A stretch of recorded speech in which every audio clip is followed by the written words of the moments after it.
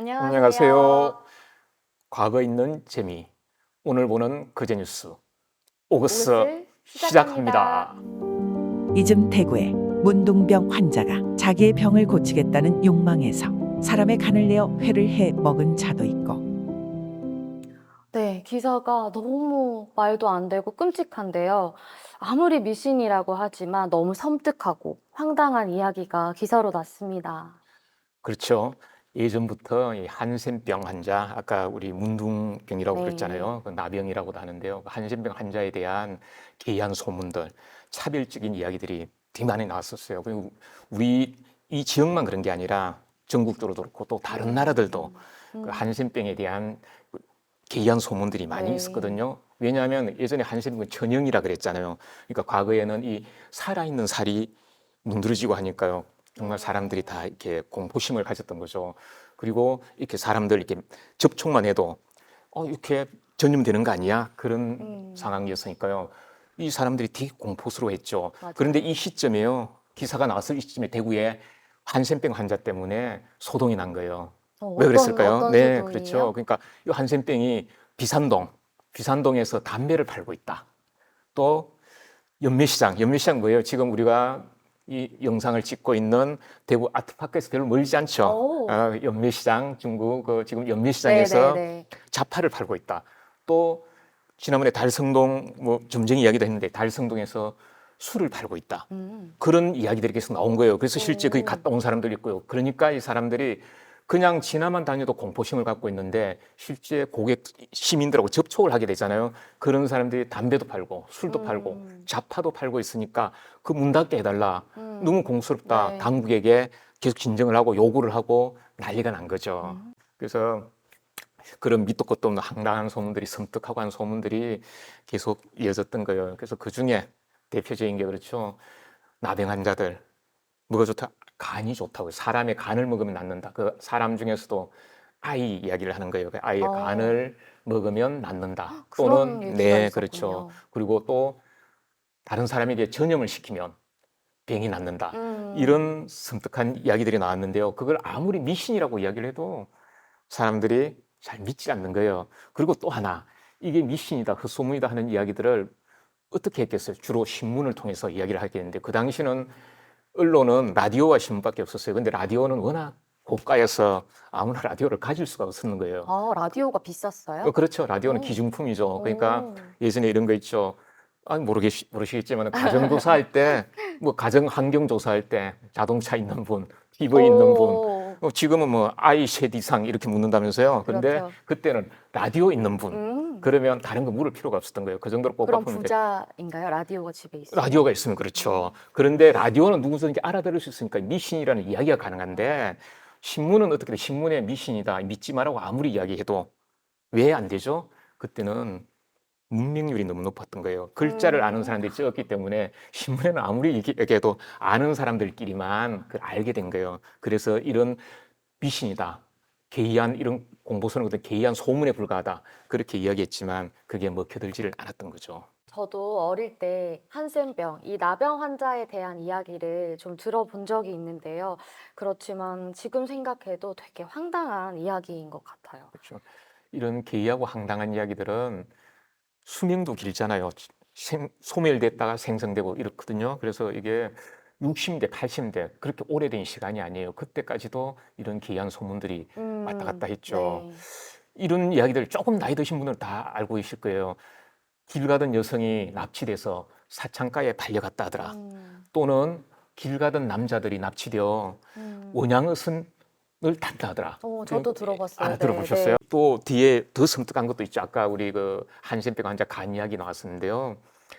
장기이식, 장기이식 조직에게 어, 불법 장기 매매 조직에게 장기를 뺏겼다 하더라. 네, 장기를 네, 네, 당했다 하더라. 네. 이런 게 있어. 실제는 또 그 고아들을 상대로 해서 장기를 적출해서 매매를 하게 한 불법 매매를 하게 한 조직들이 적발되는 경우도 음, 있었던 거죠. 음, 그래서 이런 저런 일들이 실제는 괴담처럼 나돌기도 하지만 또 사건처럼 벌어져서 실제 벌어지기도 하고 그런 네. 일들이 있었던 거죠. 하물며 60대, 80대 그런 일이 있었는데 해방 전후에는 더 말할 필요가 없죠.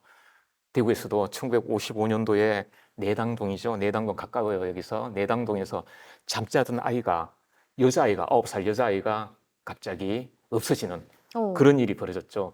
예전에는요, 먹고 살기 힘들었잖아요. 그러면 아이를 낳는데 키울 자신이 없는 거예요. 그러면 조금 잘 사는 집 대문 앞에 아이를 두고 가기도 하고, 네네. 아니면 모르게 고아원처럼 그런 집단 쪽으로 있는 곳에 앞에 네네네. 두고 가기도 하죠. 근데 이게 이 아이도 아마 수양딸로 들어온 거예요. 아마 처음에 낳았던 분이 먹고 살기가 힘들었지 않았을 건데 그 수양딸을 좀 키웠죠. 키웠는데 9살까지나 키웠는데 자고 일하니까 아이가 없어진 거예요.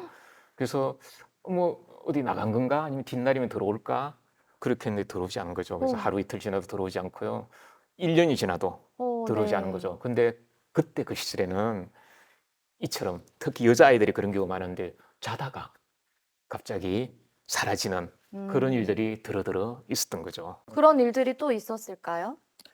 그렇죠. 그런 일들이 쭉 아까 그 이제 미신과 관련된 이야기들을 계속 우리가 나누고 있잖아요. 그래서 이제 그 아이들이 없어지면 다들 어떻게 하겠어요? 찾죠. 찾는데 결국 그것도 미신 업자에 가서 물어보는 거예요. 우리 아이 어디 엥? 갔냐고. 예, 그런 일들이 이때는 아. 다 그런 일들이 음. 벌어진 거죠. 그래서 무당이나 점장이나 복술들 이런 분들한테 가서 뭐가 힘든 일이 있거나 아프거나 또 아니면 가난하거나 이런 일들을 보시면 다 거기에 가서 물어보는 거죠. 그런데 이렇지 않나요? 우리가 항상 보면 힘들면 누구한테 가나요? 친구에게 가서 위로를 받거나 의지를 하거나 이렇게 하잖아요. 근데 만약에 돈이 없는데 너 돈 벌 수 있어. 그렇게 하면 솔깃하죠. 그렇죠. 아니면 이런 부족을 가지면 너는 몸도 더 나을 수 있어. 어. 이러면 점쟁이를 찾지 마라 그래도 찾을 수밖에 없죠. 음. 근데 이러다 보면 점쟁이 말이 신봉하다 보면 황당한 일도 많이 벌어지잖아요. 인간관계도 그렇고 아니면 아까 그랬잖아요. 아픈 병원을 가야 되는데 병이 낫지 않으니까 점쟁이한테 물어보는 거죠. 그래서 그 부작용이 한두 가지가 아닌데요. 이때 구미에서는 아이가 홍역이 걸렸어요. 옛날에는 홍역을 많이 알았거든요. 요즘은 아니지만 예방접종을 하고 네네. 하잖아요. 근데 홍역이 걸려서 아이가 시름시름 앓고 있으니까 엄마가 어디 가서 물어본 거죠. 물어보니까 홍역 앓는 아이에게 뜨거운 소뚜껑을 뒤집어 씌운 거예요. 그럼 어떻게 되겠어요? 정말요? 그렇죠. 홍역 아니 낫겠다고. 병원에 가야죠, 병원에. 그렇죠. 홍역 낫겠다고 소뚜껑을 뒤집어 씌웠는데 그 아이가 홍역이 낫는 게 아니라 세상을 떠나는 그런 안타까운 일도 벌어졌죠.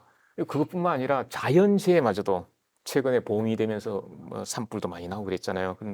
또 뭐 비가 안 와서 가뭄도 네. 있고 농사를 못 지을 수도 있고 그런 자연재해도 또 무속의 또 힘을 빌려간 무당에게 거죠. 모든 걸 무당에게 그렇죠. 물어보네요. 아까 사실 홍역 앓는 아이에게 소뚜껑을 씌운 것도 점쟁이 말을 듣고 그렇게 한 거죠. 근데 자연재해도 그런 일이 있었죠. 경산에서는 비가 안 오는 거예요. 농사를 짓는데 비가 안 오니까 얼마나 농민들이 애가 타겠어요. 그래서 비가 오지 않는 이유는 뒷산에 무덤을 다른 데로 옮겨야 된다. 그래서 야밤에 가서 무덤을 파헤쳐서 가매장을 한 겁니다. 그리고 또 뒷산에 절이 들어서서 비가 오지 않는다. 그러니까 절을 부순 거죠. 가서 다 무당의 말을 듣고 벌인 일들입니다. 또 무당 말만 듣고 그렇게 무당이나 점쟁이 때문에 그러면 가족 아니면 이웃들과 관계가 뒤틀리는 경우가 많았겠는데요? 그렇죠. 아까 그 자연재해도 그렇고 그다음에 병을 악화시키는 경우도 그렇고 그런 경우도 있는데 인간관계, 가족관계가 뒤틀리는 경우도 많이 생기죠. 뭐 부지기수인데 여기도 그 당시에 몇 가지 사례만 들면요. 대구 남산동에서 남산. 남산동. 여기 남산동도 여기서 가깝죠. 지난번 우리 그 건들바우 이야기도 했는데요. 그 옆이죠. 그래서 핸드백에 금가락지가 없어진 거 자기 전에 핸드백에 요즘 금값이 많이 비싸죠. 네, 지금 엄청 비쌉니다. 네, 그때도 금가락지는 정말 기중품이었어요. 그래서 금가락지를 핸드백에 넣어놨는데 없어진 거예요. 그런데 없어진 걸 보고 어디 없어지가 아니고 그 뒷날 올케와 오빠를 도둑으로 고소를 하는 일이 벌어졌습니다. 또 어떤 동네에서는 외출을 하고 돌아왔는데 기중품이 없어진 거예요. 그러니까 그 이웃집에 있는 여성을 도둑으로 몰아서 고소하는 일까지 벌어진 겁니다. 다 뭘 이런 일들이, 믿고요? 다 이런 일들이 점쟁이한테 물어본 거죠. 또 무당에게 물어본 거. 그렇죠. 내가 금가락지가 없었는데, 아니 우리 시계가 없었는데 누가 누구일까요? 물으니까 점쟁이가 이야기한 거죠. 올케 같아. 아니 오빠 같아. 네. 또 아니면 이웃집 그 혼자 사는 여성이야. 생사람을 예, 그렇게 이야기를 한 거죠. 그런데 이런 이야기들은 여기서만 끝난 것도 아니에요. 얼마나 많은 부분까지 번져 있었냐면요. 대구의 한 모집 회사가 신입 사원을 모집한 거예요. 네. 모집을 하는데 200명의 신입사원을 모집하는데 3,000명이 몰려든 거예요. 너무 엄청나게 왔죠. 경쟁률 세다. 고민을 네. 한 거죠. 3,000명을 어떻게 추려서 뽑을까 하는데 생각이 난 거죠. 아, 그래. 점쟁이한테 물어볼까 하다 점쟁이는 너무 티가 나니까 관상쟁이를 옆에 앉힌 거예요. 네. 그래서 3,000명 면접을 보면서 관상이 좋지 않다 하는 2,800명을 다 낙방시키고 네. 200명만 뽑는 그런 일도 있었던 거죠. 미신을 믿고 자신을 위해서 다른 사람은 고통에 빠뜨리고 생사람을 잡고 이런 일들이 비일비재했던 것 같은데요. 네. 특히 그중에 저는 아이를 해친다는 그 소문이 너무 섬뜩했습니다. 그렇죠. 네, 내장동에서 네네. 사라졌다던 그 아이 어떻게 됐나요? 그렇습니다. 그 아이가 돌아오지 않으니까 온갖 소문들이 계속 나게 됐죠. 그래서 가장 많이 나온 이야기가 아이에게 이웃집 사는 잘 아는 사람이죠. 잘 아는 이웃 사촌이라고 이야기할 수 있는데요. 이웃에 사는 사람이 와서 자, 네 수양딸로 있으면 고생하니까 내가 호강시켜 줄게. 그래서 나를 따라와라. 그래서 따라가서 결국 그 아이를 팔아 넘겼다. 근데 어디 팔아 넘겼는가? 두 가지 이야기가 나온 거예요.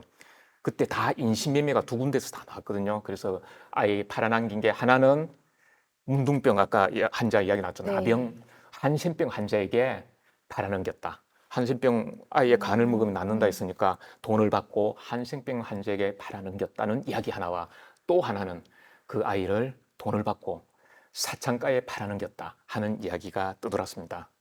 어디에 팔아 넘겼을까요? 그 아이가. 그런 일들이 비일비재했습니다.